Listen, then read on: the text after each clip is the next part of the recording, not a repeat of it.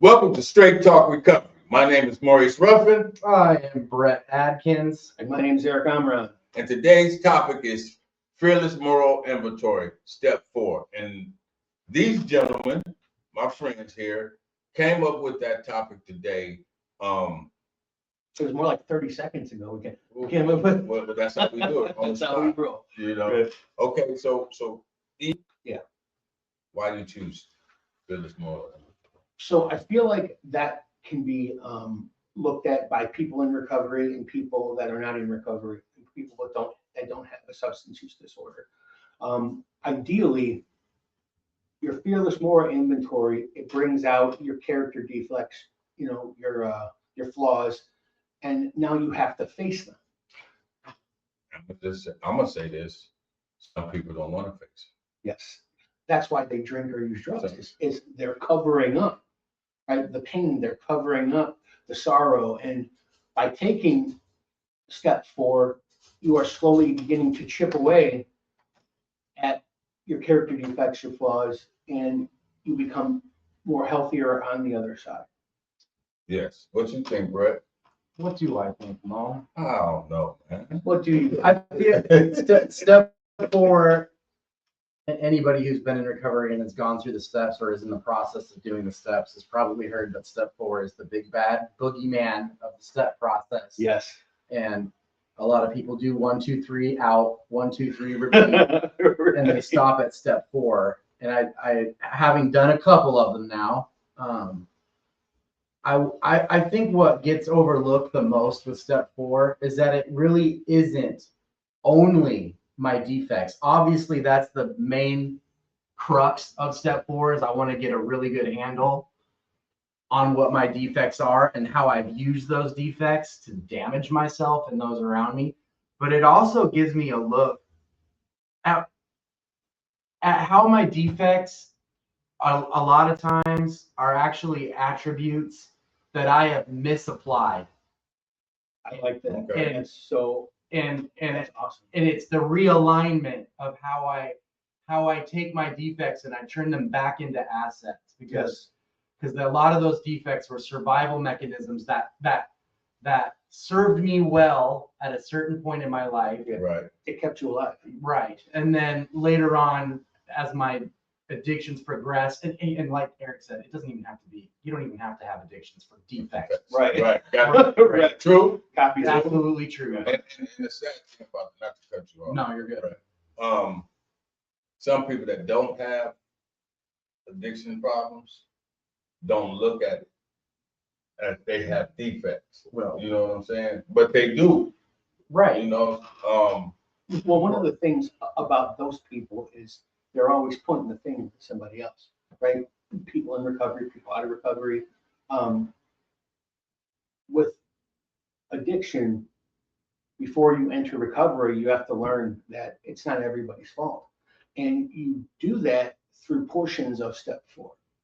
Right. Yeah, your step 4 is where the big for me, step 4 is where the change really starts to happen, and my perspective on my life starts to change drastically. Same here. The finger stops being pointed outward and And starts inward. being pointed inward. Well said. When I did my step 4, it helped me understand that I had abandonment issues, and it wasn't as bad as I thought it might have been. Mm-hmm. You know what I'm saying? But like you said, once you do step 4 to look at why I'll keep continuing doing this cycle of addiction, it helped me move forward.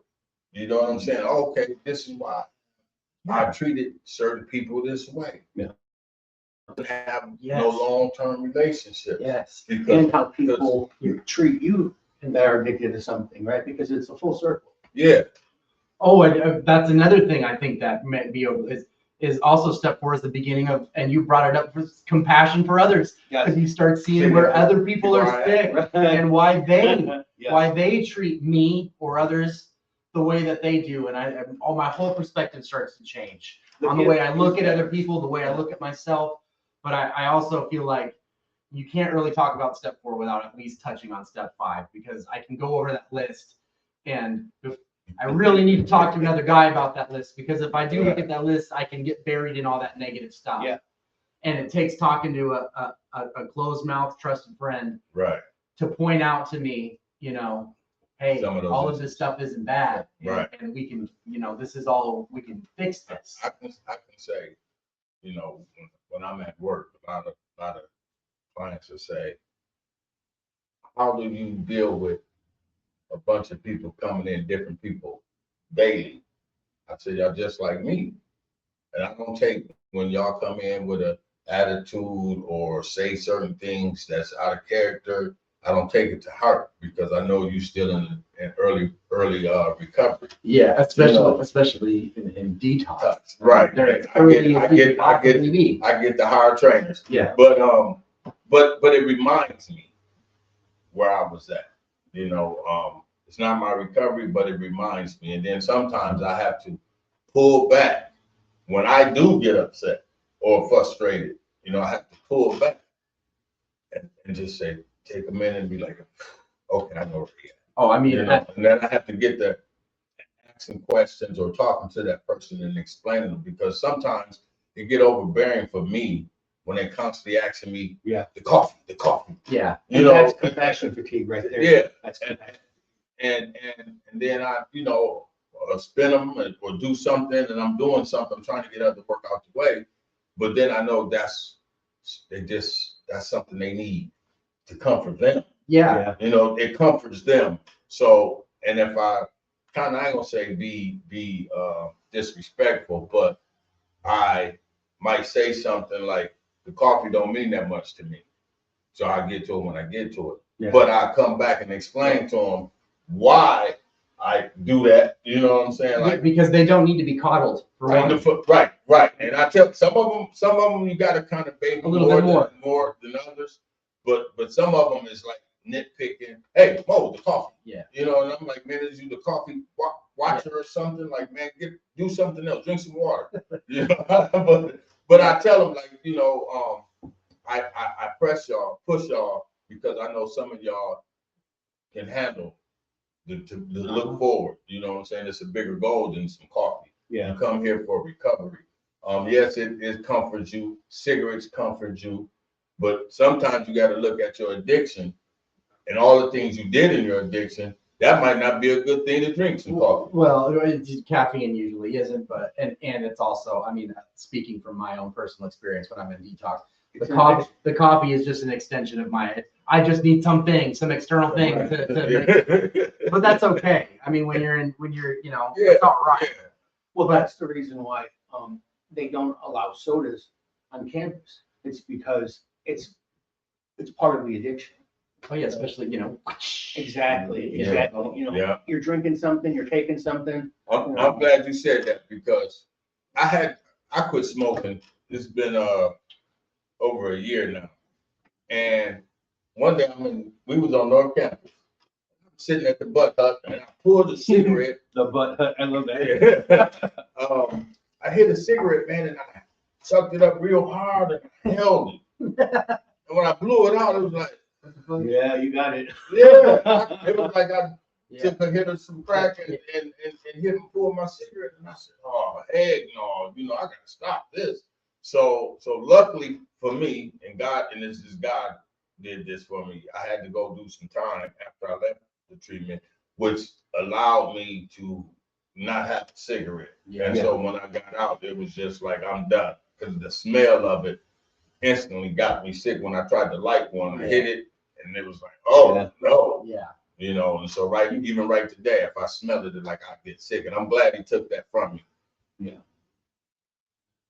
I believe when it comes to relapses, when it comes to detox residential, whatever it is, step 4 is taught in a very gentle way, but there's to be honest, if at all. Right. You know, like I feel like, you know, self-awareness is part of step 4, and you can't go wrong by promoting self-awareness, because our biggest enemy is our self-talk, which is, you know, in our head. Right. And that's where I see a lot of clients stumble, because you have to put in the work. You have to realize that there are certain things that you have done that now you have to atone for. Yeah. Right? And when you say that, put in the work. It's so hard for me to express that. Like I try to express that so much. You got to put something in to get something out. Yeah. So if you really want to stay clean and get your life in order, dive in. Like so, those meetings we have for detox, the groups. Yeah. I tell them this is the time to start. If you're serious, Right. you might not want to be in there, but go in there anyway. Yep. That's Well, saying doing what you don't want to do is a start in and of itself. right. You know, just go in there and talk. Listen, you ain't gonna say nothing. I tell them go in there and just listen. You might hear something. Yeah, You know what I'm saying? And this is the time. This is when you at your bottom. You trying to climb out of a hole. Go in there and say, "Hey, would you please give me a ladder so I can climb out of this hole?" Yeah, and you know, I mean, that's the most. How do I articulate it? That's one of the most heartbreaking, or I guess, hard things to when you work in the end. When you're around addicts all day, every day that are in detox, even in whatever, you can't make them open their ears, and that's you have to be willing to accept the message. My ears have to be open to hear the thing that I need to hear for one. Right. Um, And accepting it. I think it's strong because we are advocating for them against them. Right? Yeah, the dichotomy is real. It's strong. And 100%. and that's I guess that's for me and why the steps and I don't only preach the 12 steps. That's just my deal. Yeah. And I think the reason for that, step 4 being a huge part of it, Yeah. is there was no other thing that I ever found that gave me a recipe for self-exploration. Yeah. That was like, do this, Right. 1 through 12. And if you do this thing honestly and willingly and to the best of your ability, I can guarantee you that you will find things out about yourself and you'll be better for it. and you will be better for it. You will have, and it not just, you don't just find these things out about yourself, and then you continue to work on those things. And then I get to go work with other people and it keeps it going. Like, I love working in that field. Like I don't think I'd be able to do anything else. You know what I mean? Oh, I mean, yeah, it's my niche. I My think niche.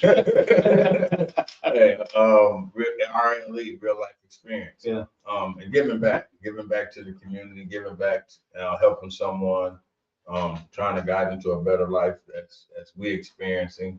You know, a guy was like saying to me, what did you do? And I said, well, I came through the program. I said, and then I had to come back. I said, all the other times I didn't want to quit. I'm just going to be honest with you.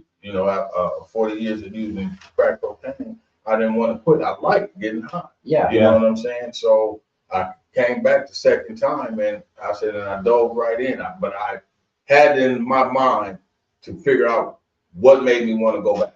You know what I'm saying? Like I dove right in. And that shift for some, not for everybody, but that shift happens before you're even in there. There's something has happened that I don't want this anymore. Yeah. But that doesn't have to be the case for everybody. For some people, you get into treatment and maybe you had no intention of wanting to quit, and something happens while you're there, and you decide, oh shit, I don't like my life. There's something about my.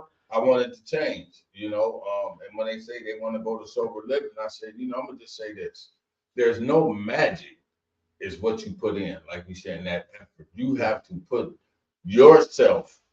push yourself into getting sober and staying sober. Yeah. For recovery. Nobody's gonna do it for you. No, it don't happen because you come to this place or that place. Yeah.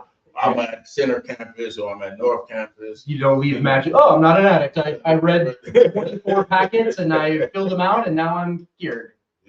Whether you're in addiction or not, by promoting step 4, your life will become manageable. Your life will become better for it, right? It is a hard step because you're stripping yourself raw and you're exposed nerve, right?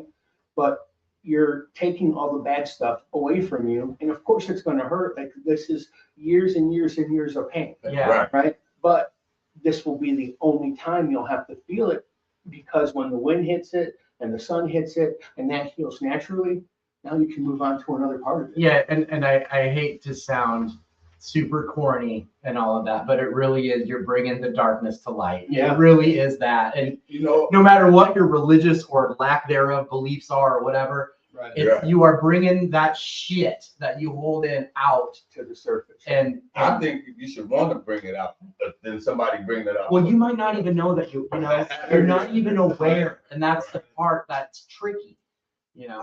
Until you do it. Yes. Until you do it. Well, you know, like you had said something just now, you were like, you know, I liked doing drugs, I was having fun.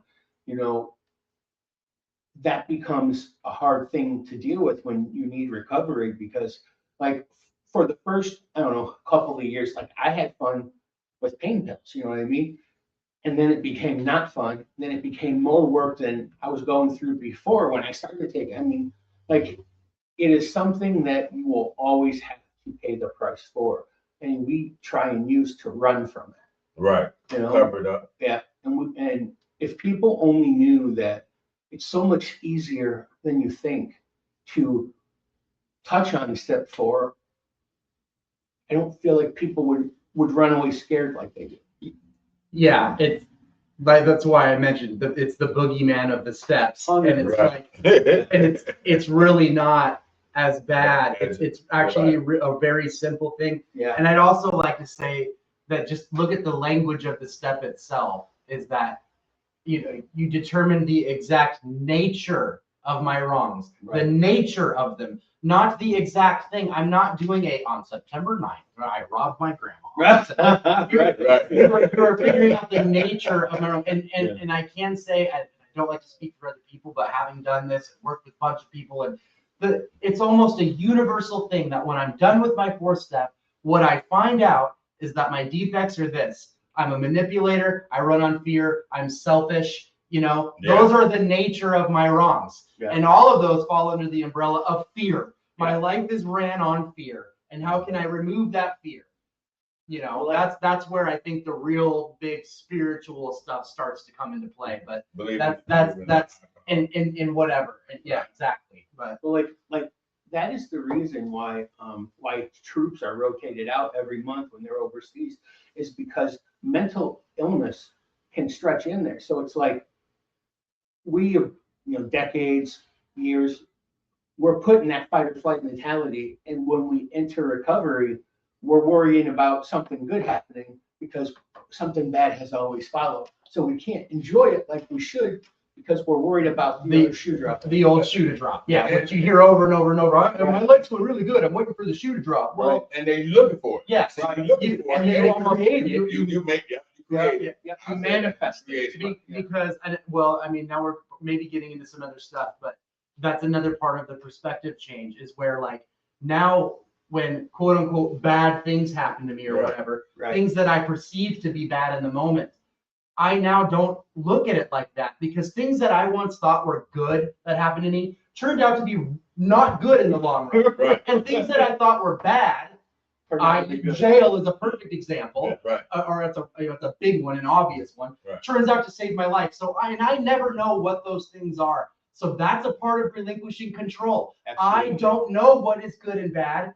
I can't read the future. I have to let things happen as they happen. Right. And do the best I can. Day at a time. The best I can in the moment, at every moment. And things that are gonna I'm telling you, there's something about the universe where these things start to weigh out and the good starts to override the bad. And I don't know if that's just a shift in consciousness. I believe that. Or if it's a completely real thing. But I'm sitting here an example to myself that good things happen, even when bad things are occurring all over. Right.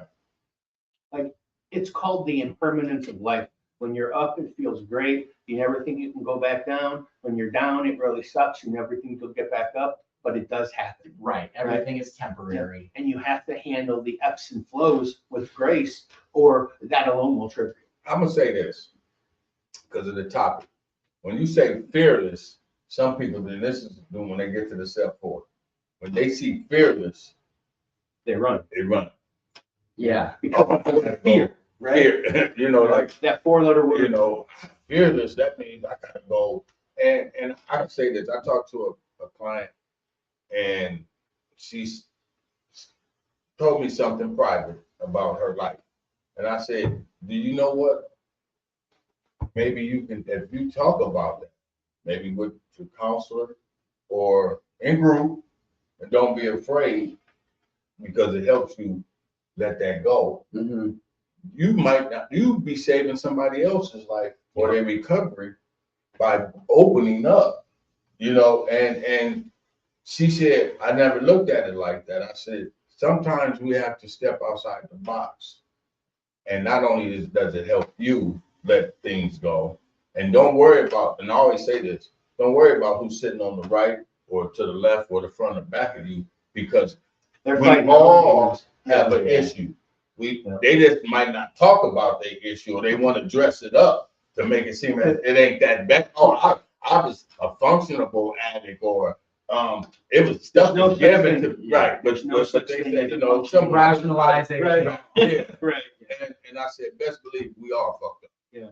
You know what I'm saying? We pick up bad habits, we pick up all kind of stuff in our addiction. So don't feel like yours is just so horrible.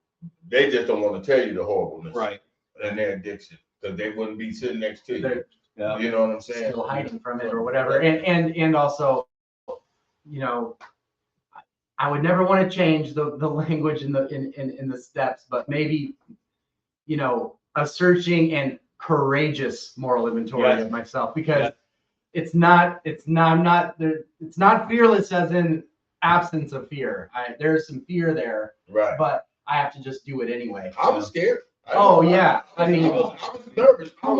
Who wants to write these things out and share them with somebody? And the one thing, but see, I'm gonna say this to because my sponsor Dave, thank you, my brother. He'll call me out, but he also believed in God. He had faith. You know what I'm saying? So that helped me a little bit to open up to him. Yeah. And I stayed with him at the sober living house. I've been around it for almost a year and a half before I asked him. So it was kind of easy, I think, for me, because I was able to open up to him. You know what I'm saying? Well, I mean, you're touching on now the importance of picking the correct sponsor. Yeah. That's why you want to pick a closed mouth friend that you trust, and not just anybody. And a good sponsor will kind of pull. Well, for one, they're walking the trail with you. Yeah. Right. So I'm gonna say, as I do my fifth step, I do my fourth and I do my fifth step. My job as a sponsor, at least when I do it, is to also do my fifth step with the sponsee. Yeah. I'm gonna tell you my shit as we go. Right. Yeah. To remove some of that fear from you. Like, look, man, you're not as bad as you think you are. Trust me. Right. Right. And that's what he did. Yeah. That's what he did. He shared this story. And then, like I said, it was a little easy for me to do it with him. And I'm thankful. And it's crazy because my first sponsor, which was his sponsor, we had him at the same time. Yeah. And I wasn't ready to do the steps. I'm not gonna lie. I wasn't ready to get off. I don't think anybody's ever ready to do them. Yeah, exactly. But because you're in the sober living house, you gotta have one. And I just kept BSing Tony, and I had to apologize to the man because I felt like I let myself down because I BS'd him. Oh man, I gotta work that. I can't get it. I came up with all kinds of shit not to be doing nothing. Going to see this man. I mean, that's classic. So he contacted me and said, I think you need to find you another sponsor. He fired me. And then after that, it was like all hell broke loose. But then when I had to find another sponsor, I said, man, I really should have, because Tony is a good sponsor. My sponsor, the sponsor I had, Tony, was real good. And he would explain, because he got like 25 or maybe 30, 40 years sober. I can't remember, but he would break stuff down for me to have an understanding about this step. Yeah. This step. This is what this means. Yeah. It's it's not just, you don't just read it off the wall and then you have a full conception of what that thing means. No, he broke it all the way down. And so I said, I need somebody like him. So when I used to go to the meetings, I'm looking around and it just hit me. Boom. I wish I can get Tony back. But guess what? There's Dave, which is Tony's sponsee. Yeah. You know what I'm saying? Right. So I got Dave and he accepted it. And man, it's been good ever since, you know. So, but I really like this topic. E, It was a good. yeah, you came up with one. You get it half a star. All right. You know, I'm glad you came, Brett, man. Oh, yeah. You know, Always. we're trying to upgrade. We got some stuff that we're gonna try to upgrade this podcast, and we got us some new equipment. Straight Talk Recovery, we got some new equipment, and we're gonna try to put it together, man, so we can have split screens, call in. We finally we figured out what was making the screen buffer. Oh yeah, hasn't done yeah. that We at all. apologize about that. Where sometimes it goes out, but as y'all see, it didn't go out. Not even We once. figured out the crinkles. We ironed it out. You know, did you iron your shirt today? No. Okay. So I put mine in the dryer. right. I got some spot for you. Wrinkle-free spray. But yeah, also want to send out my condolences to my cousin Bar Carter. She lost her son. They had a memorial for him. I couldn't make it, cuz please forgive me for that. But there's knowing he in a better place, and he don't have to worry about the struggles of life no more. God got him. My name is Maurice Ruffin. I remain teachable. Brett Atkins. Eric Amron. Keep moving forward. And and to the team, Mackenzie, Miss Kelly, Keith. Peace. Thanks for supporting us.